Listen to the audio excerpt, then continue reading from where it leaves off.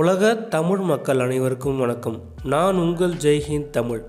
சேனலை சப்ஸ்கிரைப் பண்ணாதவங்க red colour subscribe பட்டனை கிளிக் பண்ணி சப்ஸ்கிரைப் பண்ணுங்கள்.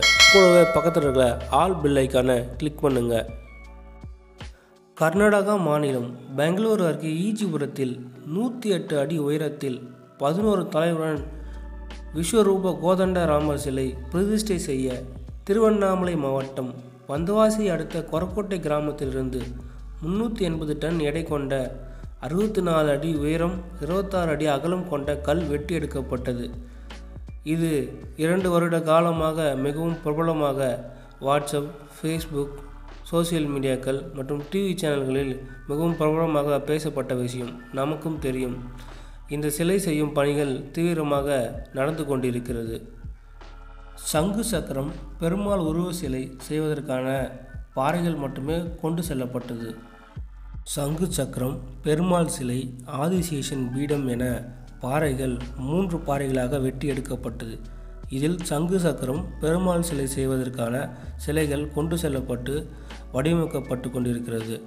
ஆதிசேஷன் பீடம் சிலை செய்வதற்கான பாறை கொரக்கோட்டை கிராமத்திலிருந்து கொண்டு செல்வதற்கான பணிகள் நடந்து கொண்டிருக்கிறது. சிலை செய்ய பாறை வெட்டி எடுக்கப்பட்ட இடத்தில் பெருமாள் கோவில் கட்டுமான பணிகள் நடந்து கொண்டிருக்கிறது.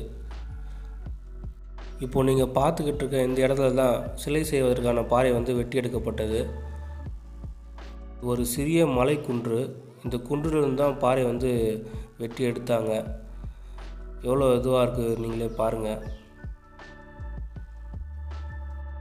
சிறிய அளவில் பெருமாள் கோயில் கட்டுமான பணிகள் நடந்து கிட்டத்தட்ட முடிச்சிட்டாங்கன்னு நினைக்கிறேன். ஓரளவுக்கு பணிகள்லாம் முடிஞ்சிடுச்சு.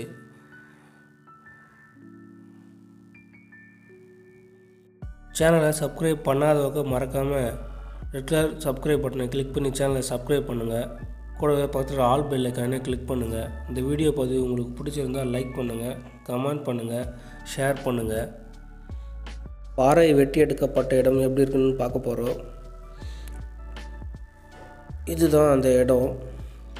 தெரியுதுங்களா, பாறை எப்படி வெட்டியிருக்காங்க, எவ்வளோ பெரிய பாறைன்னு நீட்டாக. இது அந்த ஆதிசேஷன் பீடம் செய்வதற்கான பாறை கொண்டு செல்றதுக்காக பணிகள் நடந்துகிட்ருக்கு. முட்டு கொடுத்து வச்சுருக்காங்க. இந்த இடம் மழை பெஞ்சு தண்ணி தேங்கியிருக்கும் போல். அந்த தண்ணிலாம் இப்போ தான் வடிஞ்சு காஞ்சிருக்கு.